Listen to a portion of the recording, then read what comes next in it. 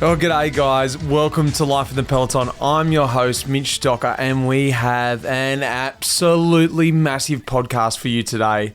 The podcast is being powered by MAAP. Life in the Peloton and MAAP came together to continue to tell the beautiful story of all facets of cycling, whether that be through their cool kit that you see people wearing or over here with the stories that we're telling at Life in the Peloton. It's a really great combination. Tom Boonen. It's happened. Since the conception of the podcast in 2016, there's only one guest I've always wanted to have on, and it's him. My idol. A rider I raced against throughout my career, and especially during the classics, a rider I always looked up to, even though he was a competitor. How could you not love him? He was the complete package. He won Roubaix 4 times, 3 times Flanders, world champion, numerous other classics wins. I can't go through them all. His style on the bike, so classy. But then he was also such a humble rider to race against in the Peloton. Not that I was really around him that much in the races, but he had the utmost respect for all the riders in the race, big or small. And I feel the guys I've spoken to too also had the respect for him. You know what, when I was thinking about this, and if I'd ever hoped to have him on the podcast, it was like, there's no way in hell I can record with him online. I've got to do it in person.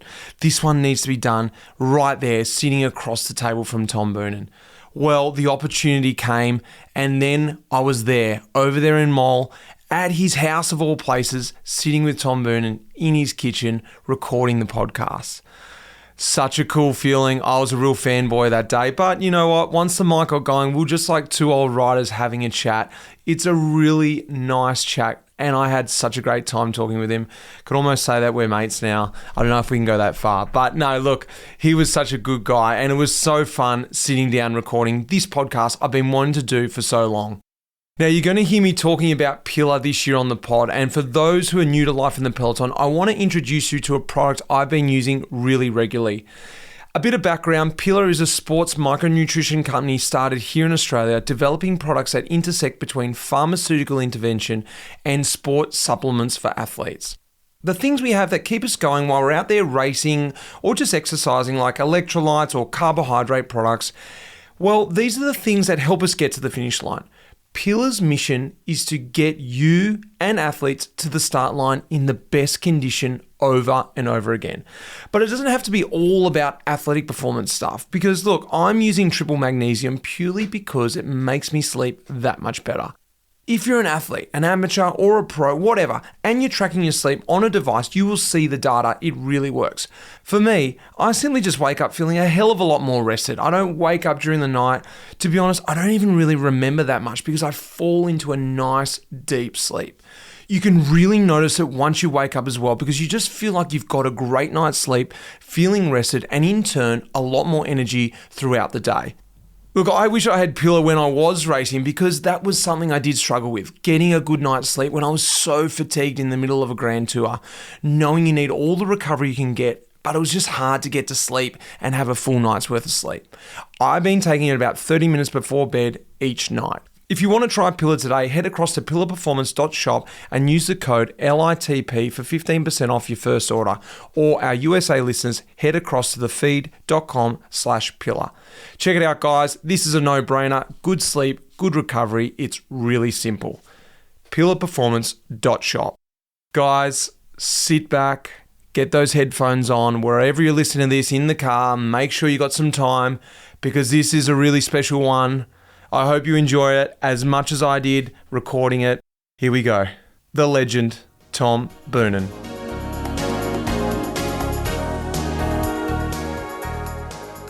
Tom Boonen. Hi. Well, I guess first of all, would you mind setting up where we are?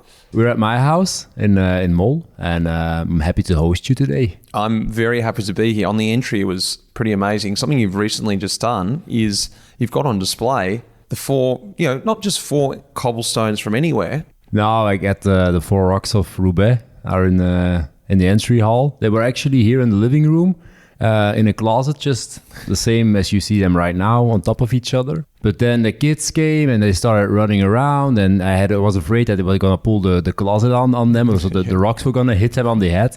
So I put them away for a while. They were upstairs for a while. And then last year or 2 years ago, I was like, I need to do something with them because they were upstairs and everybody was forgetting about them.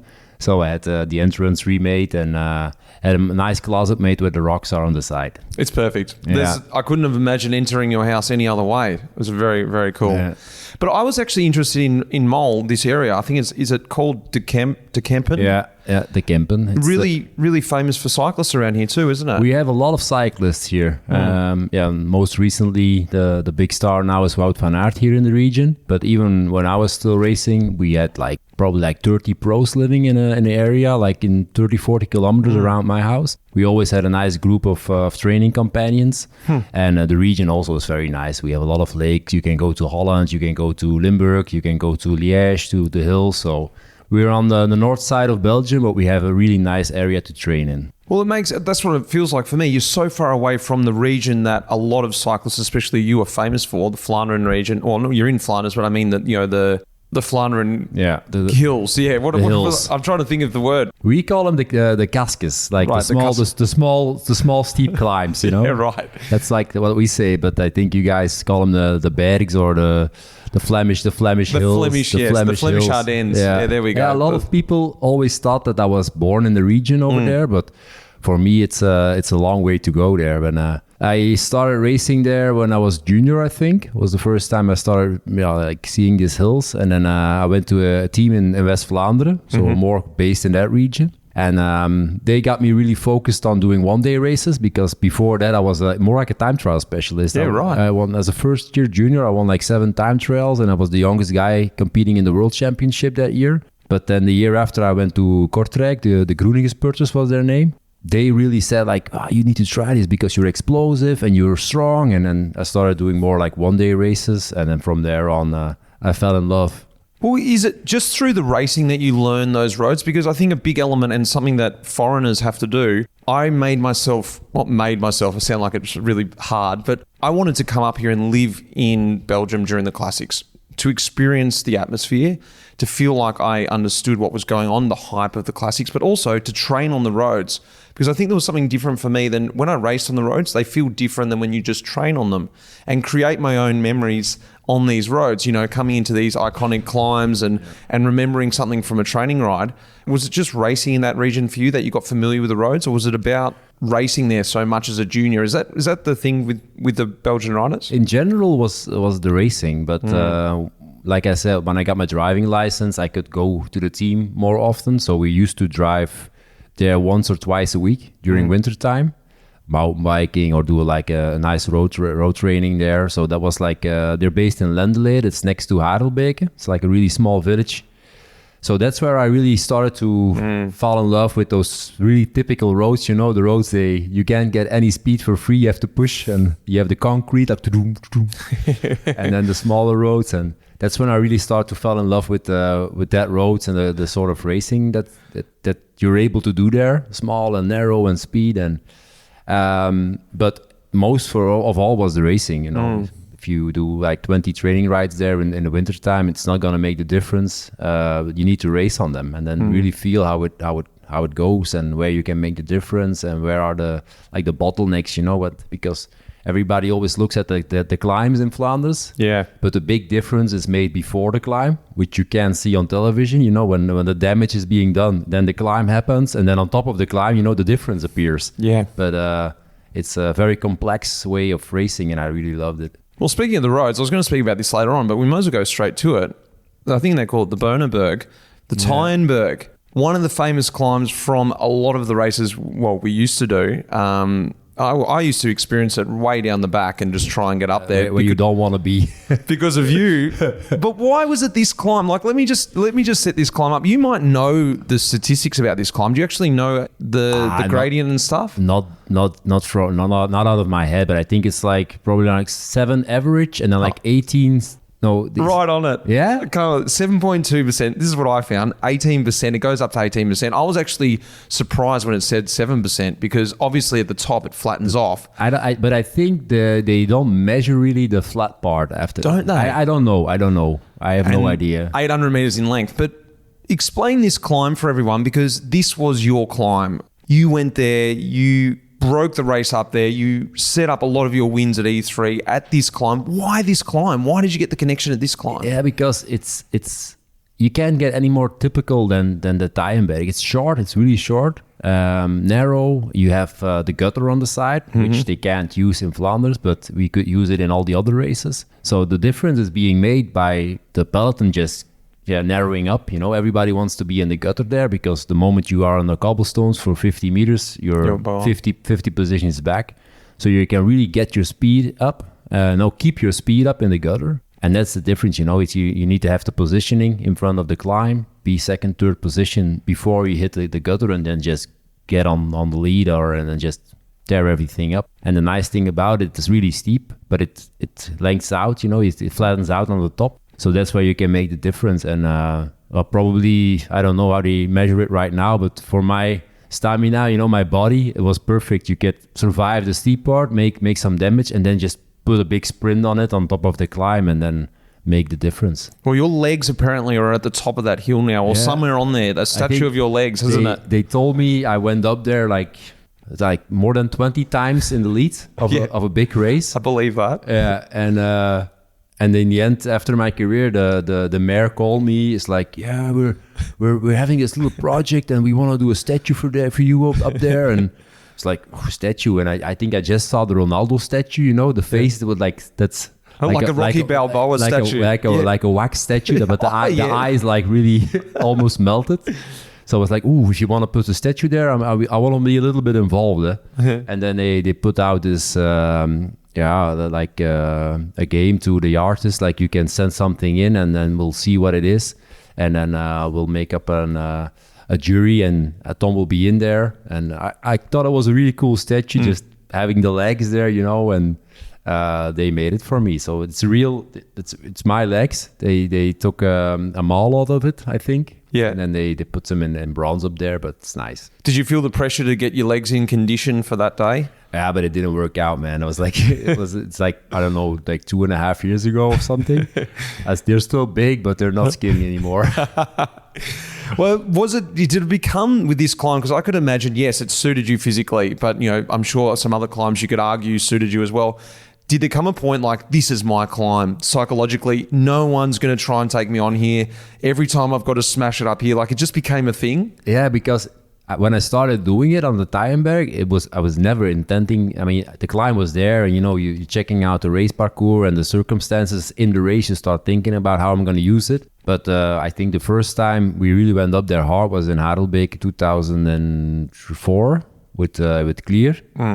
The year after it happened again with Balan. The year after, you're going into the run to the Tyenberg. I'm in front, like, let's try it again, and then it started to become a thing. And then from that point on, you just want to, when you see the climb coming, it's going to hurt in the back. So you start using it over and over again, and then it became a thing. Yeah, well, the team, I can imagine, we've been talking about it. We're going to hit the Tyenberg, and all the riders, the teammates would have got G'd up by it.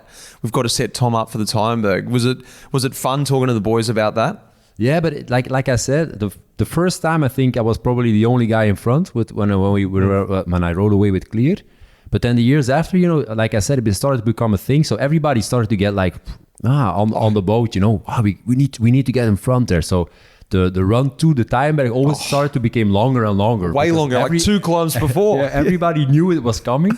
So we were already racing like 25, 30 Ks full speed to get this bloody climb. From this climb. And then the explosion was even bigger. So the way that we started to approach the climb made it even worse because everybody was suffering for 30 minutes already. But then it was something that we I try to do every time because it's one of those climbs where you can really damage everyone. I want to go back and talk about 2002, your first Roubaix. Because it's just amazing to see that. It's lots of things with this. Obviously, your first Roubaix, a great result. You ended up finishing third there. But it's a wet Roubaix. And like, can you tell me a little bit about that race coming into Roubaix? I guess you may have not had the connection with the race yet, or maybe you had. I didn't know what you did as a junior. Tell me a little bit about your first Roubaix. Like I said in the beginning of our talk, I started racing with Kortrijk, and there was a team there. They're based all the way up in West Flanders, so close to the French border. And we were already doing some races in France already that year. I think I was still 17 that year. I turned 18 in October, so 17 for the entire season. And then we were going to do Roubaix, the junior Roubaix. So I was really keen on doing it, but I had absolutely no idea if I was going to be good or if I was going to suck at it. And is this the one that is at a separate time of year or in the morning before the pros? It's in the morning, I think. Okay. But then it was like in May. Okay. If I recall. So completely different. It was a little bit more green. Yeah. Okay. And warmer. I think we had like 25 degrees and there was some green in between the rocks, and so also a little bit more slippery, but it was okay. The rocks weren't, the cobblestones changed when the grass is coming out. They get easier because the grass fills the rocks up a little bit more, and the sand is stuck in between the grass. So if it rains a lot the week before and the wind comes out, all the sand is gone, then the rocks are really hard. So it changes. But that day was a nice day, and we started racing and ended up, I think, with 7 or 8 guys or 10 guys in front. 12 guys in front. And then Thor Hushoff was there, and he won the race the year before as a first-year junior. He started attacking, so I didn't know who Thor Hushoff was, but I saw the result from the year before, so I was following him a little bit. And then in the end, they got away with 4 or 5 guys, and I got stuck behind with the other 6. And on the last cobblestone section in Hem, I got away alone. I almost bridged the cross, and I arrived at the track in Roubaix. And I started closing on them. They were waiting to start a sprint. Oh, yeah. And the moment they started sprinting, I was like 5 meters behind them, and I didn't make it. I got 6th that day. So 5 guys in front, I got 6th. And that was my first Roubaix. So I crossed the finish line, on the grass. Yeah. Like breathing. The images that everyone sees. And I was like, my eyes were like this, like, whoa, I want to come back here. Yeah, cool. It was my first big result in a big major one-day race, if I remember well. And then I did well in a lot of other races that year. And then the year after was my first year as an espoir then. And I think I got like 4th or 3rd at the year. Yeah, right. And then the year after, I was really going for the win. And then those guys, I can't really recall the name of the team, but it was like an Italian team that had all these big Ukrainian names, like Bernucci was there, the Italian guy, and Popovic. Oh, yeah, right. And like big guys, like power guys. And Popovic, he rode away before we saw any cobblestones on his own. And he won the race like with 3 minutes in advance. So like he was off the charge. And I got behind him in the end, like at 50 Ks to go, with Bernucci in my wheel and another guy, also a teammate of him. So I had 2 teammates of the guy in front in my wheel, and I'm just pulling them to the finish line. So 4th again. And then the last year as an Espor, I got 3rd. And then I turned pro, so I didn't win it. I was always in front. Yeah, but you're always in the front, though. I started to feel the race and learn the race. And then I knew I was good at it. I started to feel like on the right day, maybe in the far future, I can do well in it as a pro. And then I went to Postal the year after, and we had a pretty good classics team, not a major one, but we had George there and Ekimov, and we had some good guys who could finish up front. And I was a domestique. I was helping them out in all the races. We didn't have a really big program before the classics. I just did some races in the States, like Redland and Sea Otter Classic. So some stage racing in the States. Came back the week before the Panne, and I did the Panne. It was my first race as a pro in Belgium. And I got 6th in the general, and 6th in the time trial, and 6th in the general. And then Dirk de Mol came up to me like, hey man, if you're going to help these guys, but keep your focus, you can do a good result. Huh? So we did Flanders, and there was a Flanders that Taffy won, I think. And I was in the group behind him, but Cipollini was there. Yeah, right. And he was actually capable of winning that Flanders. They had some guys pulling him to the finish line, and we almost sprinted for the win, and I got like 12th or 13th. In the front group already. Yeah, like there was a group before in front of us, but we almost got them. Like it was a story of the year. And then Ghent Wevelgem came. Also got 6th there, also with 12 guys in front, and was the one that Cipollini won. And then Roubaix. So the morning of Roubaix, I was growing in the spring classics, and we went to Roubaix. We didn't actually done a recon or something, so we just straight into it. Straight into Roubaix. So the night before the race, I went to our mechanic. I said, can you put double bar tape on my bike? He's like, double tarp? Why? The bikes were completely standard. So the only thing they changed, we had like 25 millimeter tires on them. It's like, if you want to do, okay, he'll do it. Put double bar tape on the bikes. Why did you do that? Had you seen that before? Were you doing that already? I did it already with it as a youth rider. I have big hands, if I want to have control on the handlebar, and from that moment on, I thought I think I used it for every race actually. So, but okay, there was a little bit of a discussion going on because this young kid, he asked it for 15 euros of bar tape extra on his bicycle, and it was a little bit too much. And also, like, how would he know? What would he need? He's just a neo. It's his first race here.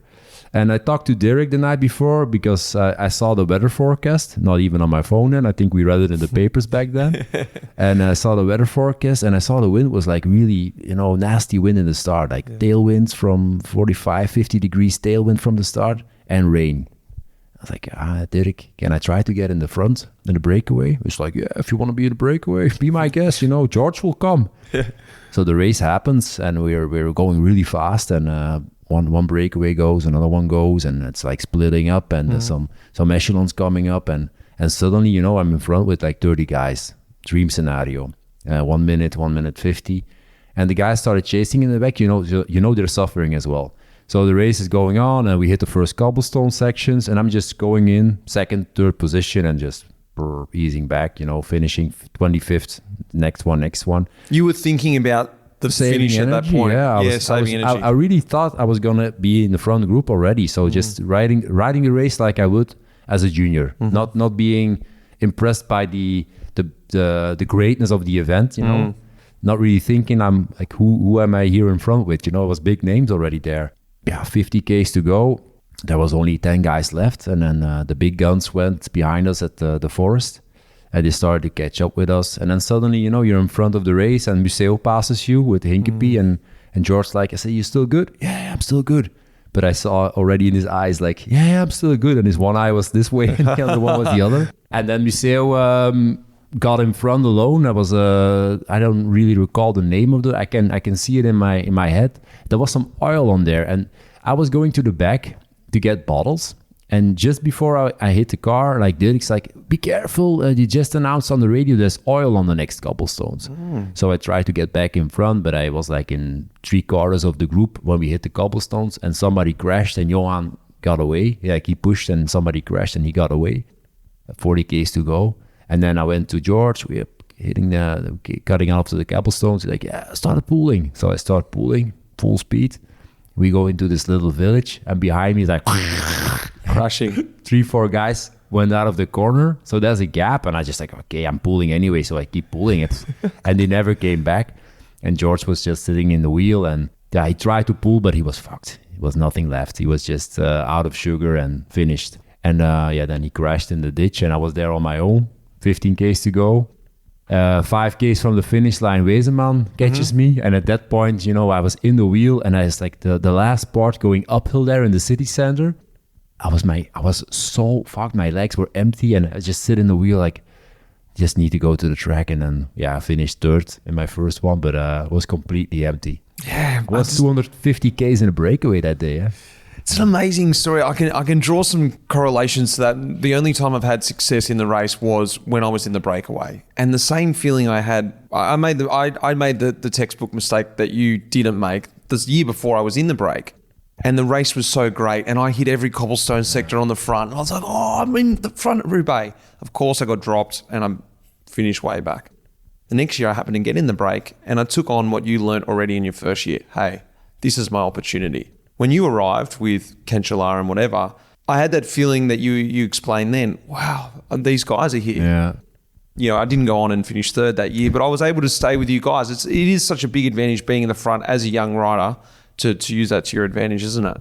Yeah. You have to be, you have to ride with your own possibilities from at the moment. I was my first big appearance in a very long race. I only did Flanders the week before was my first 265k race I ever did.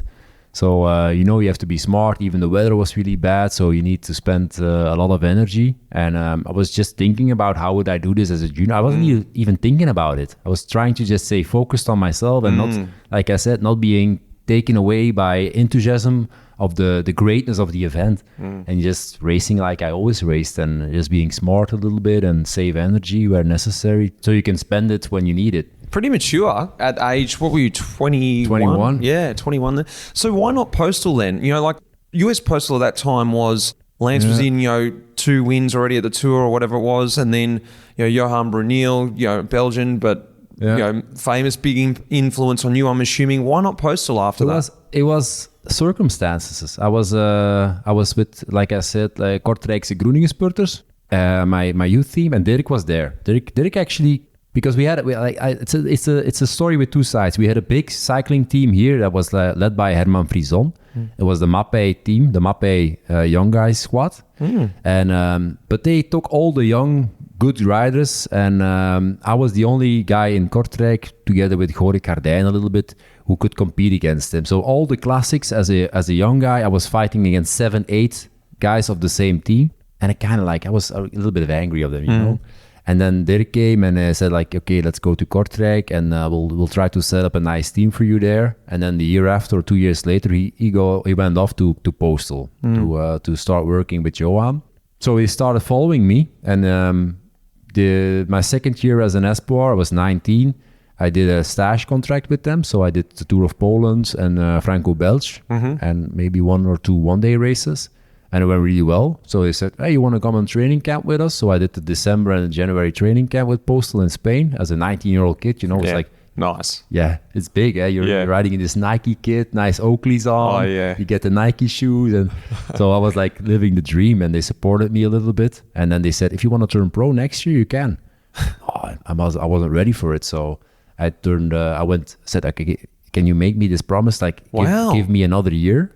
And they're like, we'll see. You made this decision, or you had people around you to give you advice? I made a decision. Wow. I wasn't feeling ready. My second year, I was good already, and I think I won 12 races, but I wasn't the rider that I wanted to be yet. I was suffering a lot uphill still, and 82 kilograms, and I needed to improve a little bit more. So I started working my ass off and did the 2 training camps, did another 2 training camps on my own, just going to Spain in the wintertime, going to the Ardennes a lot every week. And then my third year as an amateur, I got second in Liège-Bastogne-Liège, second in, what's the name again? It's 2 really hard races here in Belgium.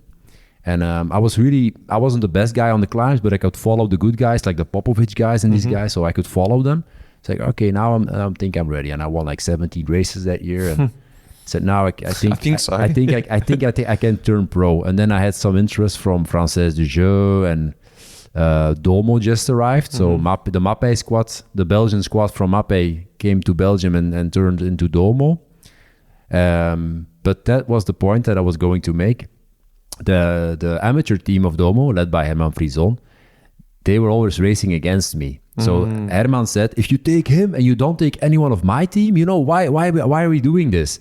So I was already a little bit of friends with Wilfried Peters, and Wilfried said, it's strange, Herman's completely against you. He doesn't want you to come to our team. We can't make you an offer. It's I understand, I can go to Postal.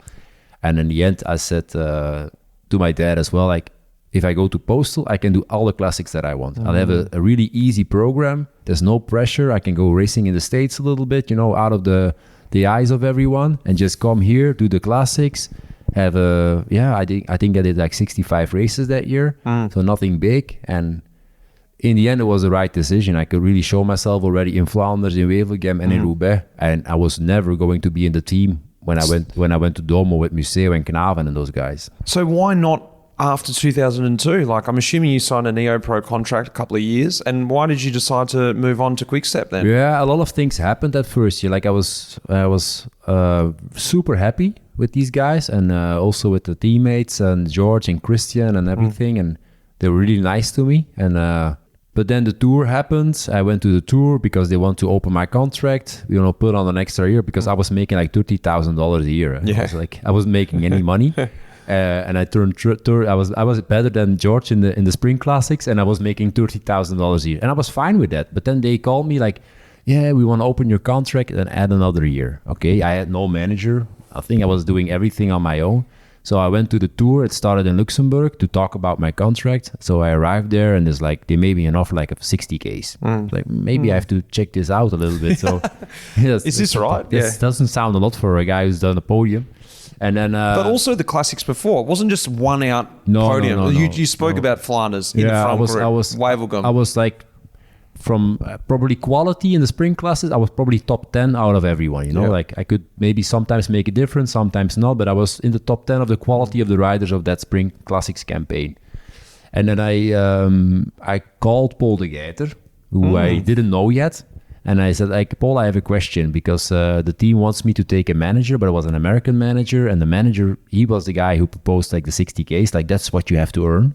So I think it's strange. And then we started talking and he's like, oh, you have to make a lot more money than that. I mean, it's not about making just the money. It's, it's a little bit about respect because you're going to close a contract for another 2 years. Maybe you'll win one next year. And then, and that's when the talks, he called Patrick. He's like, what if I give you Tom Boonen? And he's like, but he's not free. Yeah, but maybe he will be. And then, from one thing came another. And then the team, the first year of Quickstep David Amon was the year after.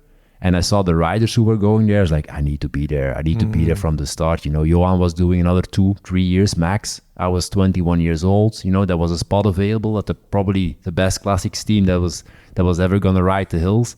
And as just said, I did everything that I needed to go. And then, we broke the contract, we went to court and we settled everything. And the year after, I rode for Patrick. And that was probably the best decision of my life. Yeah, well, that's what I was about to say. From there on, you rode with Quickstep for your whole career. Yeah. I guess, you spoke about Postal being an opportunity because the classic squad, I wasn't going to say it wasn't super strong, but there was opportunity for you to slot in there because, it wasn't jam-packed of massive classics guys.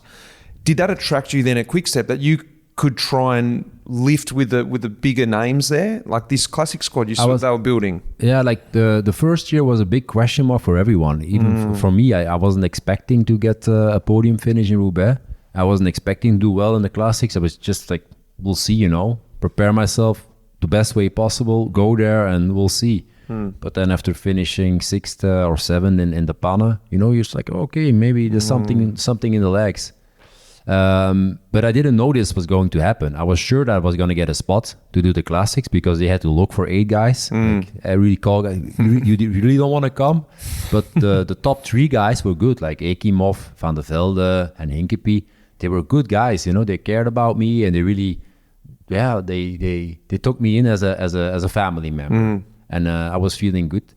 But then the year after doing this thing, you want to have a strong team. You don't just want to have a team that goes there just to see what happens. And George was still trying to win classics, but he was on his own, And I wanted to compete myself against better riders, with more better riders in the same team. And then I came with these guys, and I just felt the way they approached the classics was the way that I wanted to approach the classics. I was like they say here, the Holy Week, but it was a holy 6 months before already. Trained like hell, And, everything leading to the classics. It's like this crazy training rides with these guys. Like if we were in Spain with Postal, I would train with the tour team, just doing long rides, but it was easy. I mean, easy. They go hard, and we raced each other sometimes. But it's different. But then I went to Quickstep, and we started training. And in the December training camp, we were racing each other for like an hour and a half on a 5-hour ride, and it was like, fuck, every day, But also at night, it was fun. It was atmosphere. Like the new guys all had to buy everybody a bottle of wine at night. And then, they started to create a team. And it was super fun. And then when the first races happened, you wanted to fight for each other. We built like a small community of guys who really wanted to fight for each other and die for each other. And it was super fun period in my career.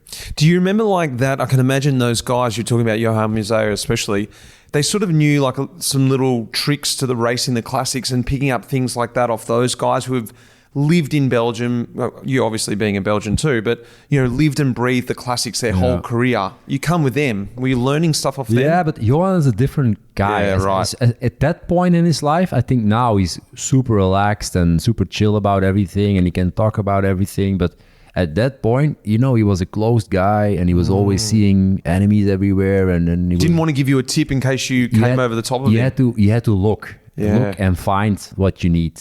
And Johan wasn't telling you anything that would help you, but you could steal with your eyes. And I had Knave there, and Knave was completely opposite. And I was sleeping with Kretskes in the room or with Knave in the room. So I had a lot of guys where I could really steal with my eyes from. And but Johan wasn't the guy who was gonna go up to you and say like, yeah, this is a trick I always use, and you can always go there on the inside of the corner. You can pass 5 guys if you're blocked, and you have to just look at him, man. And after that, you know, I was super happy that I could do my first real years as a pro with the team, and having Johan next to me. He wasn't my big example when I was a kid, but seeing him and the way that he did those races, like he was a proper Flandrien, you know. He that was everything he done, and it was nice. Tell me about 2005 then, because you go across the quick step, like 2005. It's a year you do the triple, Flanders, Roubaix, and world champion. Your age, 25 years old, I think. 24. Yeah, 24. And it's like, for anyone, that's like career done and dusted. This is like what you would ever hope to have in your career. Yeah. Anyone could hope. After that point, I guess your career goes on. It goes on for much, much more. How was it for you at that point as a young guy in the sport, achieving such height? And then in Belgium, I want to understand what this expectation suddenly went from this. Yeah. This guy's coming. It was sort of already building. Johan was talking about you being the next guy to come through. And then suddenly you have this season. You know, it was building up to this. What was the expectation around that for you in Belgium at that point? Oh, I was also, everything was new to me, you know. I was 23 when I started winning big races. I did Roubaix, Ghent Wevelgem, Schelderprijs in my first year that I could really aim for those races. And then Johan was still there to do Flanders and Roubaix. So that was the leader in the weekend races back then, because the other ones were on Wednesday. So I was the Wednesday guy, and Bettini just said, "Yeah, he's the guy for the midway creases, but in the weekend it's up to us." So I was fine with that, you know. I just helped these guys out, and if I can sprint in Roubaix and Ghent Wevelgem and win them, was fine with me. So, but the year after, it was up to me, and we going into I won Roubaix and again, so I was pretty sure that I was going to be good. But I was the first time I was starting as a leader in Tour of Flanders. And Flanders, I was super focused. It was probably one of my best days on a bike, and focus-wise, I was like, I didn't make any mistakes, and just in this zone, you know, for 2 hours and a half in the final. And then we got up front with these guys, and I started to look around, and I was feeling okay, but I wasn't feeling really super. We were going really fast. There was Andreas Klier there with Van Petegem. He's like, they're friends, and I think one of the two was the godfather of the other one's child. So I was like, And then you had these 2 Italians there, like Balan and I can't remember the other one's name. And then there was Zabel, a teammate of Klier. God. So I was like, you know, this isn't looking good. You know, if we stay together, they're gonna start attacking me, and then you're gonna lose the race. You can't keep back 5-6 guys. So Van Petegem went on the Bosberg, and I countered him, and I went for myself. But I didn't really have the energy left, so everybody just crawled back together. And then there's a little bit of a flat descent, like it's a little bit a false flat descent. And I got again the attack, and they were going hard. Bam. And Van Petegem goes again. I was like, I need to give him an answer, you know. And I just didn't think about it. So I came across, I bridged across, and I took all my speed and just went to the other side of the road. And everybody was like this, because I felt like I didn't have anything left. So I thought the other guys are going to be equally fucked. So I went full to the right, and they had to sit down like, And then they started looking at each other a little bit, and I got 5-10 seconds, 15 seconds, and I was off. It was the right call. And then just going there, you know, still being in the zone, focus. And we're going to Middelbeek, and then there's a last 2-3% gradient, big road going up there. And on top of that, you know, it's downhill, right, finish line. So I'm heading the top of the climb, and I said, "There's my first finish line, or nice. my 50th finish line of the day." And then it's a little bit of a descent, and on top of that, I was getting a little bit out of the zone, and I look right, and my parents are there. Oh, and perfect! Right at the right moment. Still get it, yeah. And then I got out, and I was like, "I'm gonna win Flanders," And then it was 2.5 Ks left, and it was the best moment of my life, man. Coming up that iconic finish line, and then having time, finishing your first Flanders and having a minute. You can enjoy. You don't have to rush for it. It was beautiful. Was it starting to build up? This people starting to talk about your name, obviously, from Postal, from those days. But I want to try and understand what it's like for you, because in Australia, cycling, it's getting bigger, but it's nothing like here, and it's nothing like here anywhere in the rest of Europe. I don't think this period, being a Belgian, being a classic star, especially. I know you've spoken about this a lot, but. Understanding the expectation that people are putting on you after this year, but also going on and using that and still succeeding later in your career, because it could have crushed you ultimately. Suddenly you come to this height after 2005, this big expectation from everyone, and you can't handle the pressure. Try and help me understand what is that like here?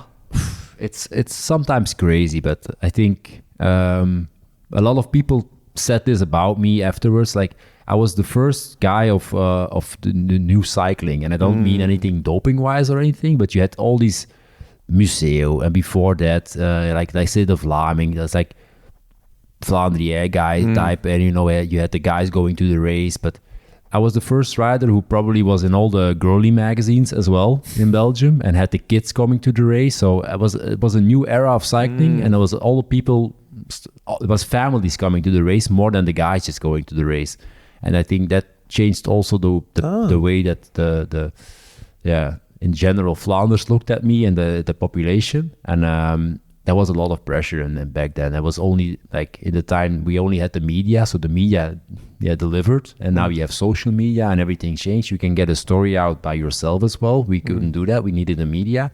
But I never had big issues with it, but it was pretty tough sometimes, especially after that first year, and you're setting just a precedent. You're winning 3 major races in a year, so everybody's expecting you to do it every year again. Yeah. And I was always good in the classics, and I tried to do my best, and I won a lot of them, but I didn't win a big one every year. Even the biggest riders in history haven't won a classic every year, and it's super hard. But then you hit this point where there's, I think, like a little bit of a saturation, They're like, okay, this guy's always there, but some new guys were coming. And then, that's it. That did me well, It was more spread out a little bit with Van Avermaet coming, and they weren't really on the same level, but it helped. Yeah, then my career just happened, and at a certain point, I did 2010. I didn't win anything. I got second everywhere. Second in Sanremo, second in Flanders, second in Roubaix, and then I think 4th or 5th in Roubaix. And that was like, in the media, they called it a disaster. So I was on the podium in 4 major classic races, second place, and I got killed. I got killed in Flanders. Like, it was finished, and he's over his top, and I was like, what the fuck, if you guys got now, like, if you say like Wout van Aert, for example, he gets second somewhere, and no, he's got a good season, but I got killed, and I didn't understand why. I couldn't really, because there's years you're gonna be better, like with Kanche or with Pozzato even beat me one day in Roubaix. There's years you're gonna be better, and there's years you're gonna be. Well, you're human, like 0.5% is major at the finish of a big race. So, and I was really good that year, but it just didn't work out. And then 2011, I was training super hard. Just, you want to be on that top level again. And I got sick the day before Tirreno Adriatico. No, 2 days before. I was still at home, and we needed to leave for Tirreno, and I got a fever, like proper 40, 41 degree fever. It's like, okay, you need to go there, and we'll see it. Maybe we can fix it. So I went to Tirreno Adriatico, arrived there, fever, some medicine, but 40, 39. In the morning, I got up, 37.8. Yeah, what are you going to do? I'm going to start, just being afraid. I need it. Not to do the race and not being ready. So I started Tirreno. It was super bad weather, hard edition of Tirreno, and with a fever. And I should never have done it. It really killed me, but I finished the race. So that's when the time trial to recover from that started again. And in the end, I won Ghent Wevelgem. I was getting better, but just circumstances. I was not in the race all day. We got back together in the final kilometer. I don't remember who was in front, but Gert closed the gap, the last 400 meters, and I did one sprint and I won Ghent Wevelgem. But the click came in my head. You know who was in your wheel that day? You? I was. No. That's how you won, because I let them all go. Oh, yeah? Yeah. But Gert did a He did this because Stenner was in the front. Yeah. And we went through the fun. hole. So Gert did this lead out. It was crazy. And we went through the hole and everyone else had to go around. Yeah. And I was thinking, I already did enough to get in your wheel. And then Stegman started and I was like, oh shit, I can't even sprint. I'm sprinting in your wheel. And then when you started, I just was like, oh, I'm fucked now. I didn't know you were in the wheel, but I like I said, it was circumstances. Yeah. I wasn't even close to being the best guy that day, but I won the race. I did a 200-meter sprint and I won the race. But it made the click in my head. And then in Flanders, I was pretty good actually, and I got fourth. And I could have won the race, I think. I was again with best top 5, so I was really recovering. And then we went to Roubaix, and like a lot of times in my career, Roubaix was the savior. But I broke my bike in the forest. I got a spare bike. I broke it again, and there was a year where we rode the MX-7, the Merckx frames, and they had to get them ready in like 2 months when the deal was made. I was just shitty bikes, they broke. And then I had to do my one DNF in Roubaix out of my career because I didn't have any bikes left. All the bikes were broken. So that was again. Everybody's like, oh yeah, well, he won Ghent Wevelgem, but he was fourth in Flanders, but didn't even finish Roubaix. Shitty season, eh? Yeah. Shitty season. He's not doing well anymore. So again, with this mentality, I went to the summer break. No, I started the tour, crashed in the tour with 5 guys of the team. We went back for bottles, and I had like 8 bottles in my back pocket, and Gert as well. And Gert was riding in front of me, and I was riding behind Gert. And I think Adi Engels or something hit somebody's wheel. It was a narrow road, and they were pushing. Everybody wanted to go to the front, crash. And I got Gert on top of me, bomb. And my back was completely scratched from top to, and I got an injury on my head. Raced the day after with a concussion. The day after that, I was like, I couldn't follow the peloton, and we were going 30 k's an hour, so I went back home. And then I started training like a maniac. After that, I recovered from that, and then I went on a training camp, and I got an injury on my balls. Just opened up, and then that's when Ivan said, like, listen, if you want to compete again and stay a racer, then you need to recover from this. It's gonna keep opening up, and you're out of. So it took me like 3 months off the bike, but I did everything you can imagine. I went running, I went hiking. We did like 40k hikes here in the forest and to the Ardennes, and after a month or so, I was starting to feel like reborn. Yeah, like nice. I wasn't touching the bike, but I was feeling fit, and my balls were recovering. So after that, probably third week of October, I started training again with the guys, just in the normal time. And I felt like there was something different. I was recharged. I was out of the spotlight for a while, did some different stuff, didn't touch the bike, I think, for like 80 days.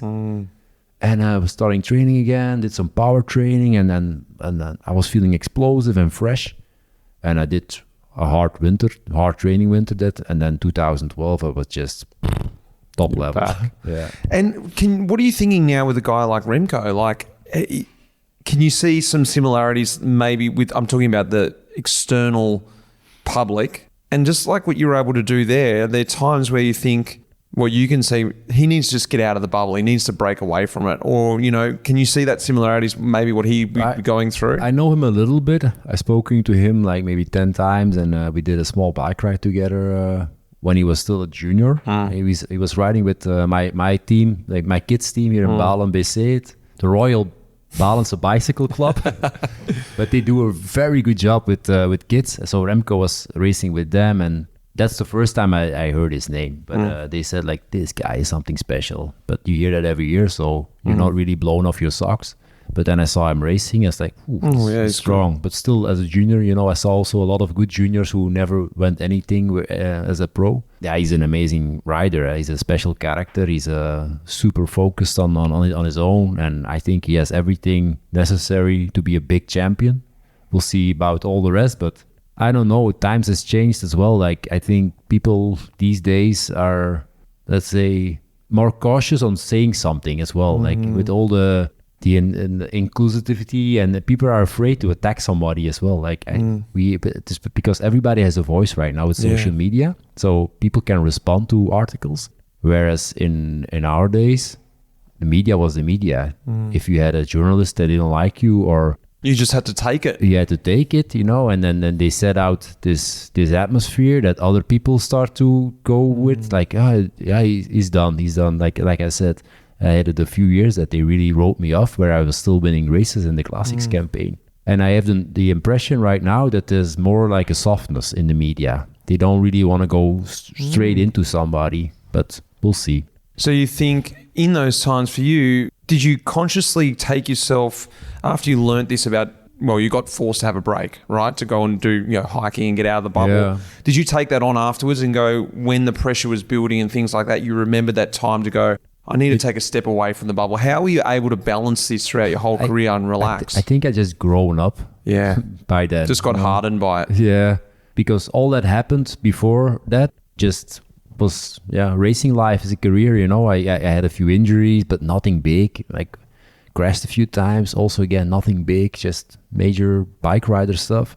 And the pressure was there because you're on the top level winning races, but I thought it was normal, and I didn't dislike it. I just sometimes looked at it like, fuck, this is strange, I'm not doing that bad, but they're killing me. And it wasn't like that always, and it wasn't always by the same. It wasn't always the same people that did it. So it wasn't. My life wasn't a nightmare, just to be straight. But then this happened, and I was off the bike. And I think in those 10 years, just I grew up as a person, as a rider, and I felt what was good for me and what wasn't, and you're starting to build a little bit more of a wall around you as a person, and you can take a lot of more. Of if somebody says something, you're like, just let it be, you don't want the drama anymore, and just do whatever you like and race and it's just it sounds like it's just your mentality, the person you are. You're able to be quite relaxed. You're quite a relaxed person. And something actually I wanted to talk to you about today too is I feel like you're the last person that I remember in my time that really had that respect in the peloton from the riders. And we talk about these chiefs in the bunch, and the boss of the bunch, someone who could enough's enough or call it, and the riders actually respected and listened to. I feel like there is no one like that in the bunch, and for a long time since you retired, I feel like you were the last guy. I remember in 2015, I think it was, in Oman, we were racing there, it was really hot. We went down this climb and they were trying to cancel it, and then Eddie Merckx was there because he was involved with organising it, and you were just like, no, we're not racing, that's it. You know how much shit I got with? Yeah, I know, but you stood up for it. No one's willing to do that now. It wasn't only about the temperature. I mean, I remember we were going downhill, this really steep and we're descent, in neutral, and the wheels were popping. The tires were just exploding. Yeah. Like, boom, boom, 3-4 times crashing. And it was the road was 80 degrees or something. It was super hot. So we get down there. We haven't raced yet, and I was like, it's not safe. And then Eddie came up, but he had like probably a good deal there to be there and promote the race. So he was super pissed, and straight into my face. I was like, Eddie, it's not safe. If somebody dies here today, you're gonna be the guy responsible. If you're gonna, you have to race, and we raced all the time, and okay, but your tires weren't blowing in the descent. I said you would have done the same. I think at that point, I was already mature enough to stood up to him a little bit, but it's still Eddie Merckx. Yeah. And in Belgium, they made a big deal about it, like they always do. It was the right thing to do. I wouldn't feel comfortable living my life if somebody, if then you say, okay, yeah, you're right, let's race, and somebody crashes and kills himself, and in that descent, you could kill yourself. You know where I'm talking about? Yeah, it was super dangerous. Super dangerous descent. Yeah. And if you're not sure when you're braking, your tire is gonna blow off. I'm not riding the bike that day. Yeah? I've been in the situations myself where you know that, but it's actually having the guts to stand up to these guys. I remember the Sheiks were there, and they were putting all this kind of pressure on. But I guess one thing I was sort of thinking about was, in the bunch, you had that respect that the riders listened to. You, for me anyway, you were one of the only guys, was probably to my detriment, that if you came up next to me, I'd be like, oh, in you go, mate. You know, you get the wheel. Anyone else, I'd fight. I'd be like, no. That's why I won more than 100 races. Yeah, well, did you know that? Like, did you feel that in the bunch, that you had the respect and you could sort of maneuver and use it to your advantage? It's not something that you think. I mean, I was being myself when I was born until this day. You were.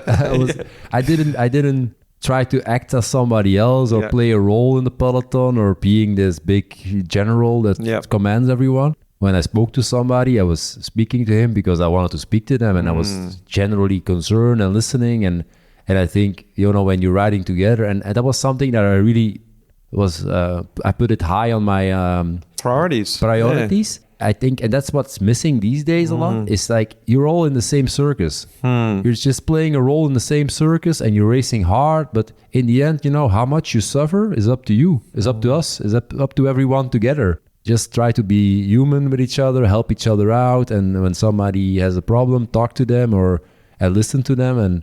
But if you look at races these days, it was already the races was already very hard when we were racing. But if you look at the Tour de France now, like the jumbo guys always attacking in the start, like why?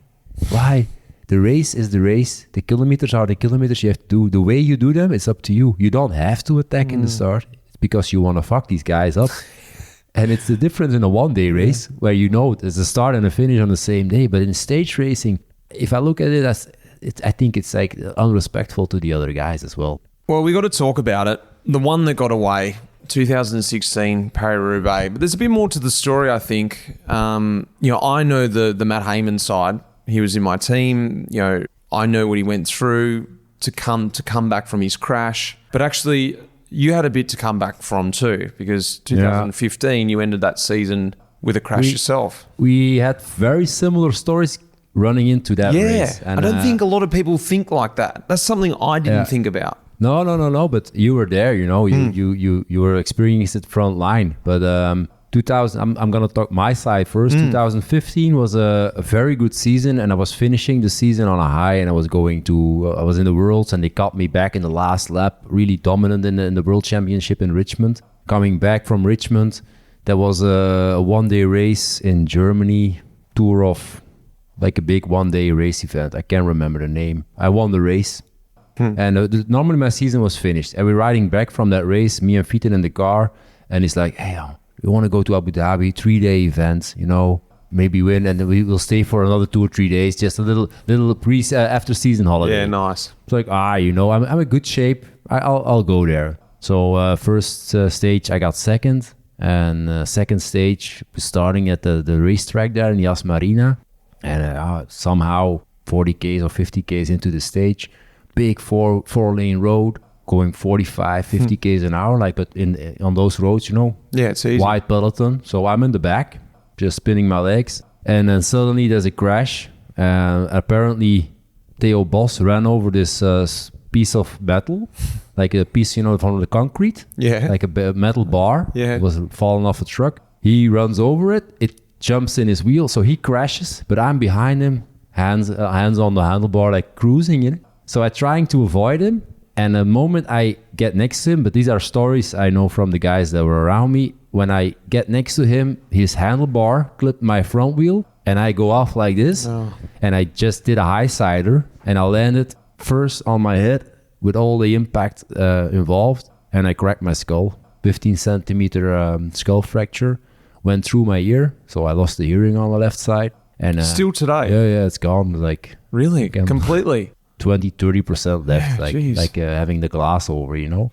But it's okay, I'll learn to live with it. And I was on the ground there, bleeding out of my ears, and I was gone.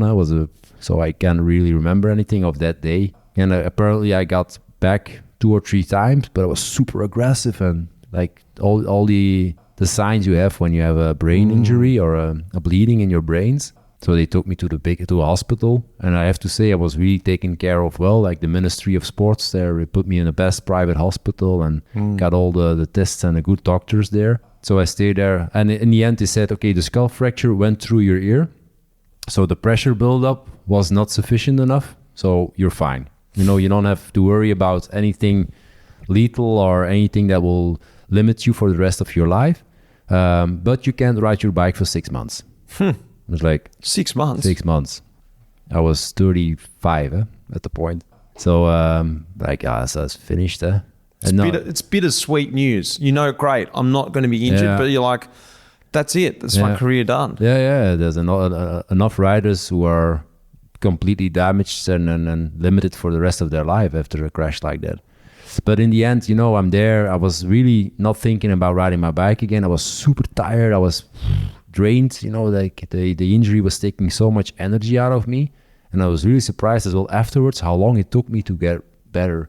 But then in the end, 2 weeks in, 1 week in the hospital, intensive care, just to monitor everything. Not too much screen time, so no cell phones. But I'm there on my own in Abu Dhabi. Yeah, right. The riders have left. So only the doctors stay with me. What were you doing? Yeah. Thinking. Looking to a white wall and thinking. It's really... Thinking about Roubaix. It was the worst week of my life, man. I couldn't watch television. I'm there like with all these Arabic nurses coming there every once a day to wash me. And that was my highlight of the day. But then after a week, I couldn't fly. So I had to stay there because they wouldn't let me fly. And they gave me a really nice hotel, and they even drove me to the hotel like in a Bentley or something. Like the Ministry of Sport, I think they were just afraid I was going to sue them. That was the thing. But that's racing. So I went to the hotel, and then my wife came up there, and we stayed for another 5 or 6 days just to recover. But all the thing, I was only sleeping. I spent my birthday there in bed, sleeping. And then I did my last checkup 2 weeks after the crash. And I could fly home. But I had small kids here. My kids were like 8 months old back then. So it was a crazy period. And then I got back home, and then the long road to recovery started. But I think I was on the bike again after a month or something. I got the green light from a specialist here. Like I say, it's going to be tough because you're going to feel and look normal. But you're going to be tired after 30 minutes. But I didn't believe him. I was tired after 10 minutes. Yeah. And it took me so long to be able to train again and feel confident that it's going to be okay in the end. And that was the first time in my life, because if you have pain in your knee or in your arm or you have a broken bone, it's going to get better every day. If you're having the treatment or you're doing the training or the recovery necessary, it's going to get better. But your brain, it's your brain. It's a funny thing. I've had a similar injury, not as serious as that, but the people who are around you can't see a physical damage. You can't see it. So you don't get that sympathy. Not that you want that, but like you've got all road rash on you. People are like, oh, careful, It's better to have like 4 casks like on your arms and your legs and like, oh, we'll take care of you. Yeah. But with the head, and even you look at yourself in the mirror, like you said, I'm okay. But what happened to me was I'd think back how I was a week ago. I think I'm okay now. Last week I was crazy. Yeah. The next week I think the same thing. Oh, I was crazy last week, but now it just was a strange thing. Yeah, really strange. But in the end, I got ready for the season and started racing again. But I had like this fear over me, which I have never experienced before. I wasn't fighting for positions anymore. I was giving positions away, and it was like a safety button that jumped on in my head. Makes the classics difficult. Very difficult. So going in, I'll skip everything. Got ready for the classics physically. Wasn't my best shape ever, but I felt improvement every race. Going into Flanders. Were you feeling a lot of pressure? Your own self-pressure because you're getting to the end of your career and public? I think at that point I had no pressure. I had pressure, probably everybody was talking about it, but for me personally, I was like, I'm happy to be here. Yeah, okay. And happy to be on the bike and happy to race with you guys. But Flanders, the last time, the Nieuwe Quaremont downhill, going to the right corner there, I think there was 35 guys left, so not bad to be there. But I just panicked. We went down, and I was like, something happened. It's pretty crazy anyway. It's one of the craziest moments in a year. That's like 100k an hour, 80, 90k an hour down there. And you have to fight. You have to be there top 10, at least top 5. And I just panicked, and I went to the back. And I sat on last guy. I didn't even fight. Turned right. And of course, you get dropped on the Quaremont. Because I was too far back. And I know about that. I finished the race, 35th something. Got into the bus. And I was like, fuck. I think the legs were there. I think it's just, I need to make a switch. And I was talking to a sport psychologist already. So he really helped me out. And then I said, Roubaix doesn't have these crazy moments if you can be where you want to be. So I made up a big plan for Roubaix, and we went A psychological plan or a race plan? and a race plan. And I had Tony Martin with me that year. And the week before the race, I actually did 2 times, checked out the parcours, checked the wind out, said, the prognosis is going to be this and this and this.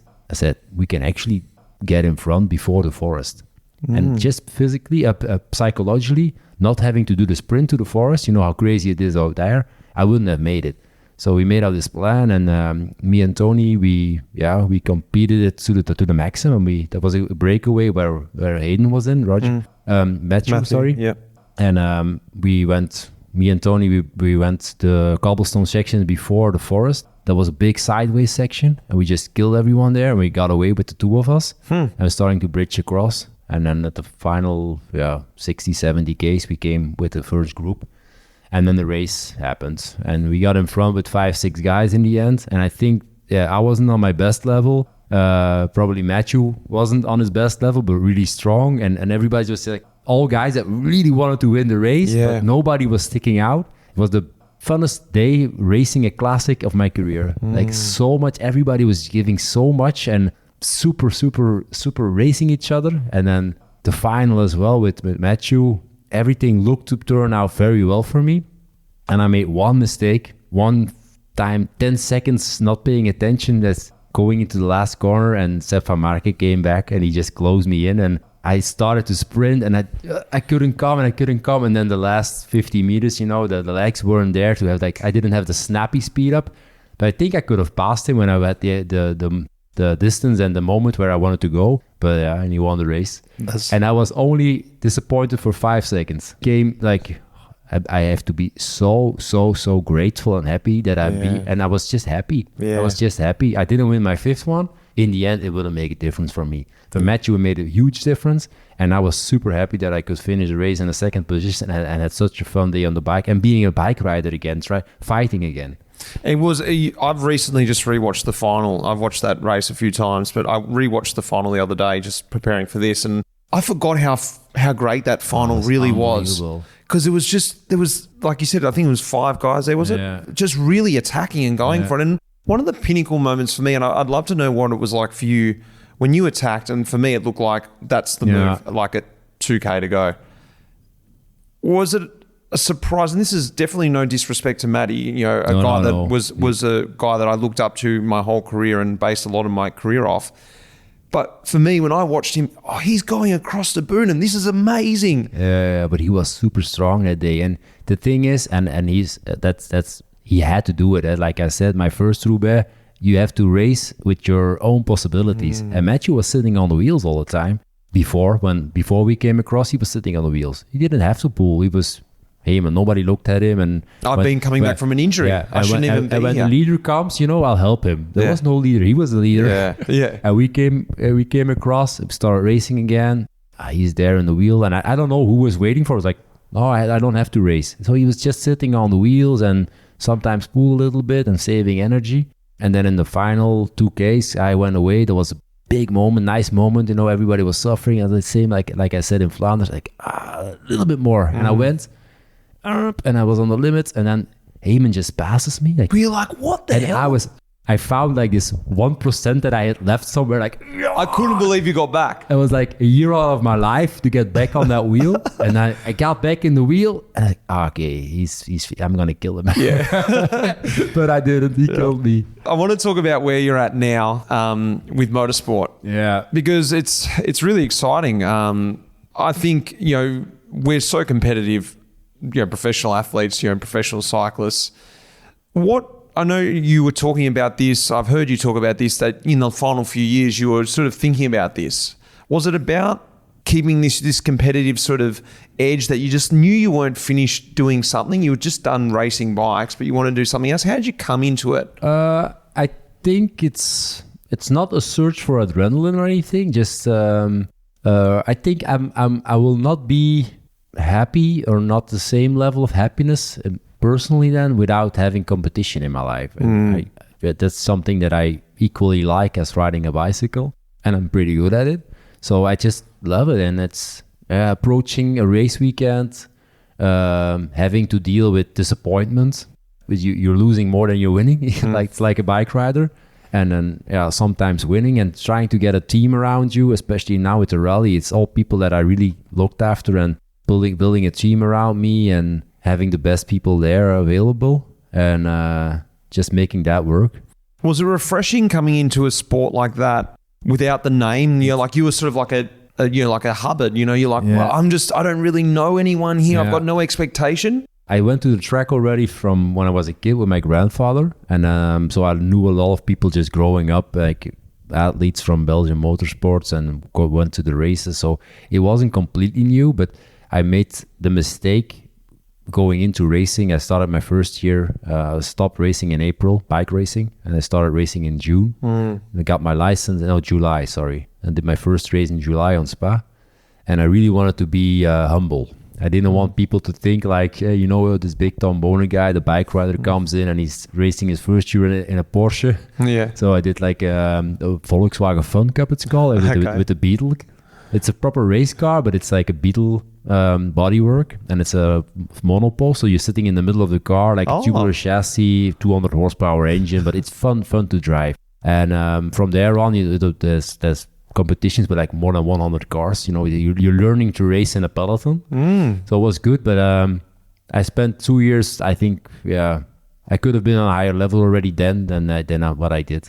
But like you say, you're being welcomed in a world that isn't yours yet. And the first year, you're still the bike rider, but after a year you're getting results and you're winning a race, and now I'm just one of the guys there. I'm a car race driver, I'm a rally driver, and they don't even talk about bikes anymore. So for me, it's a nice escape from my previous life. Yeah, which I still love, but you're not talking about the same old stories, even though we've done that today. The same old stories over and over again. You're creating new sort of memories and stories. New memories, and even my kids, they know I was a bike rider, and they sometimes look me up on YouTube and stuff like that. That's what kids do these days. But for them, I'm a race car driver. Yeah. They have no memories of me as a rider. They were on the podium with me in the mall in my final race, but they were 1.5, and they only know it because they see the pictures. So they were 1.5 when I stopped racing.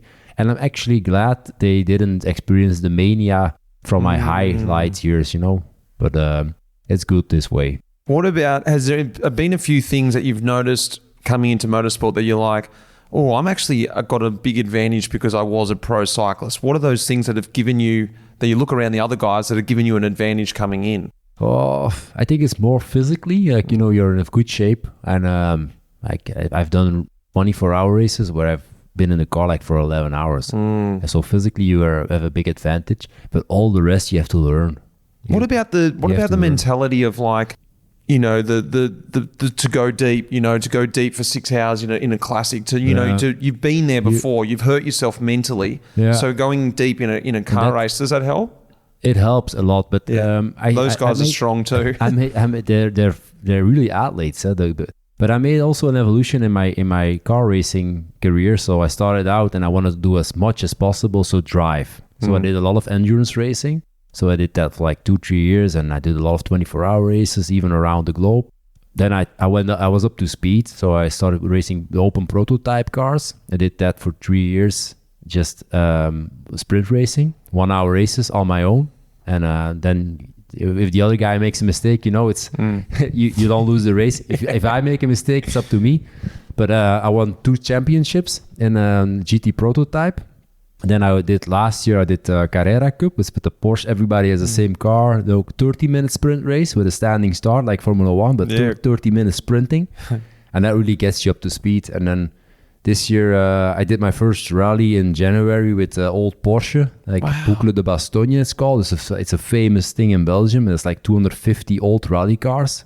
Rally? That must be so different. Yeah. And I got that delivered to me by Porsche. Like, you want to do this? It was like with the Rotmans, the cigarette brand, the old Group B Porsche car. So I was like, oh yeah, it's on my bucket list, but I didn't have an entry into rally, but I always wanted to try it. And then I did that rally and I won.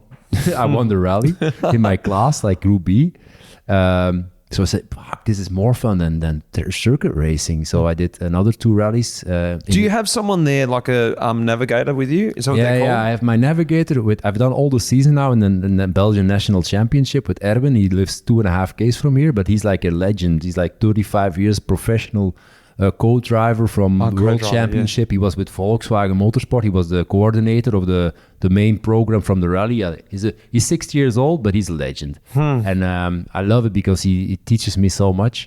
And then we did 2 other rallies in historic, just to be a little bit out of the spotlight, with the Lancia Delta, the Martini Lancia. Oh, yeah. And got second in the first one, and the second one we fell out because the gearbox broke down. And I was like, I need to get some modern gear because, we're going to do all the season and we're going to finish first, or we're going to not finish with this old car.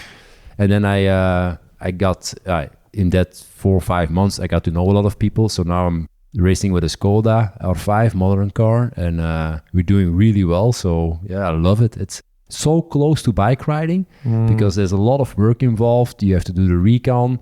You're making your own notes. You're dependent on your notes for the rally. There's no training. So the first time you're starting in the rally car is at the stage of the rally. And you have to look at a parcours. It changes all the time because there's people in front of you. Just like a road race. It's a road race with a car, and I love it. I fell in love with it from my first rally I did. And I'm doing that now next year for sure. So national championship again. Maybe 1 or 2 foreign rallies. And then the track race, the circuit racing, I've done 3 races only this year. So next year maybe again 2 or 3 or a little bit more. I'm not sure yet, but it's not the main. What keeps you excited? The main objective. It keeps me young, man. I'm 43 years old and I'm feeling like a 25-year-old kid. All right, well, let's finish off if you're up for it. I've got a tiny little quiz for you. Of course. It's going to start with Roubaix. A couple of questions on Roubaix. See how well you know the race. Can you name the 3 MAAP riders who crossed the line together on the Roubaix Velodrome in 1996 when they finished 1, 2, 3? Museo, Taffi, and Ballerini. Fiete? Bortolami. Oh. Close. Question 2. Name 5 Roubaix sectors. Their official names. Carrefour de l'Arbre, Hem.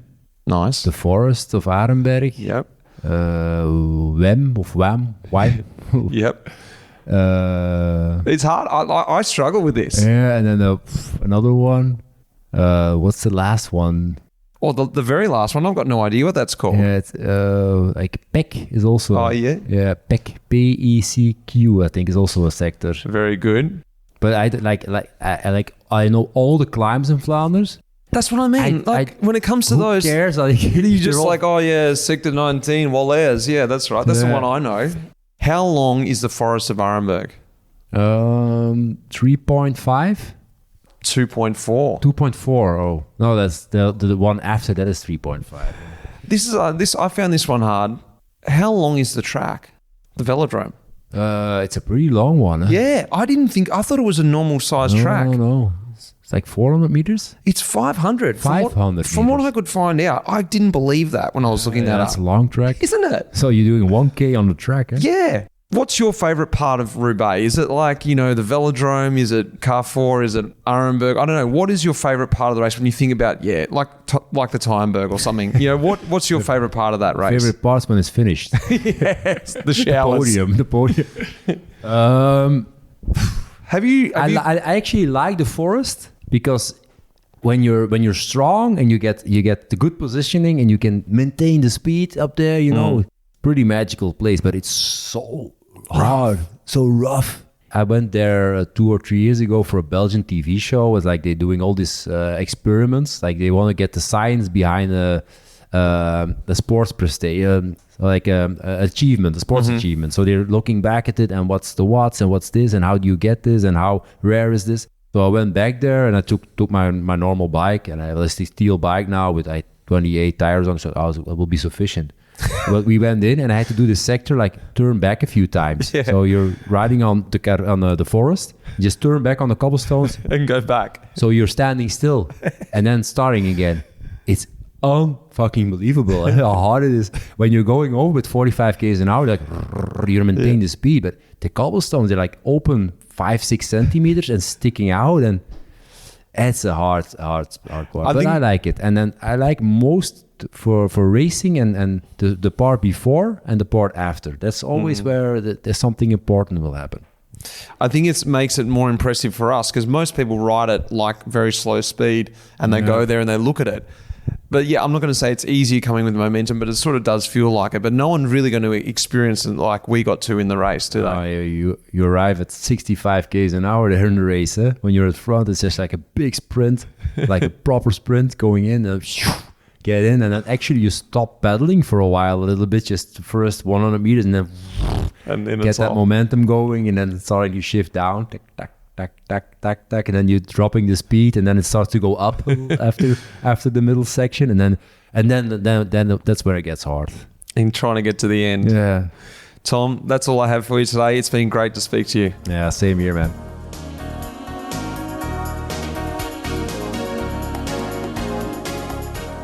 Wow. Just so cool. I love hearing that again myself because, like I said, look, I am a true fan and he is a really good guy and he spoke so well. It was so interesting hearing about the stuff at Roubaix, but also the history, right back at Postal. I hope you guys really enjoyed that one. I love sitting down with him in person, like I said, recording that for you guys, and that is sort of, a bit of a bucket list thing for me to do.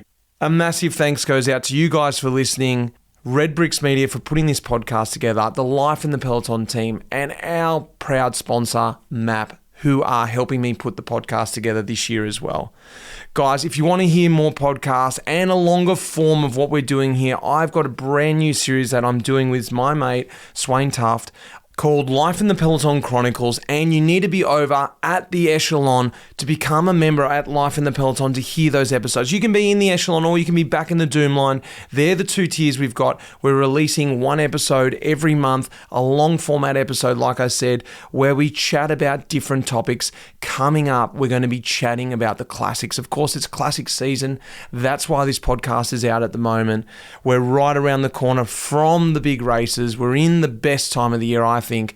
And we've got a special episode coming out with Swaino and I over at the Chronicles talking about the ins and outs of what it is to race in the classics, what it is to live up there in Belgium for 3 weeks for the non-Euros. And we are going to just unpack that in a long format episode. So get across to lifeinthepeloton.com, go across to the Pelo and sign up to hear these great episodes. Plus, there's a lot more in offer for you over there. I'm not going to go through it all today. Go across and have a read yourself. Guys, until next week, I loved having this pod. Like I said, cheers. That iconic music in this episode was composed by none other than the legend, Pete Shelley. Cheers, mate.